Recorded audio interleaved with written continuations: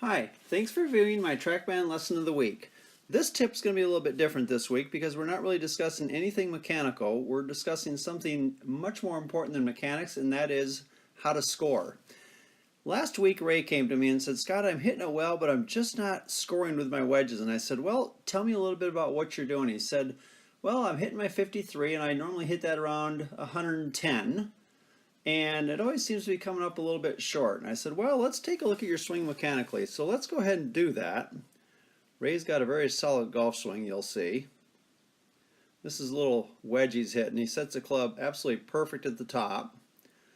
Drops the club back down, really perfect, and goes into a nice follow through. So what we ended up doing is we ended up hitting wedges. We ended up hitting a 53 wedge, a 58 wedge, a 3/4 pitching wedge, and a full pitching wedge. Now I want to show you what's interesting. And here's what we discovered.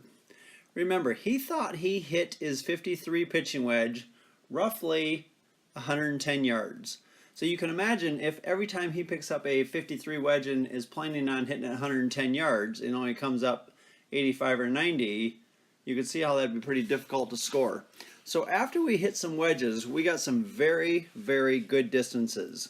At the end of the day, his 53 wedge was carrying about 96 yards instead of 110, and consistently carrying 96 yards.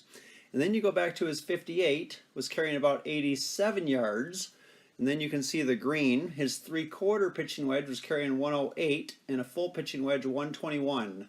So again, a 58, 87 yards, a 53 wedge, 96 yards, a 3/4 pitching wedge, 108 yards, and a full pitching wedge, 121. And those are all roughly 10 yards from each other. So remember, when you really want to get into scoring, the most important question you have to ask yourself is, what do my irons carry?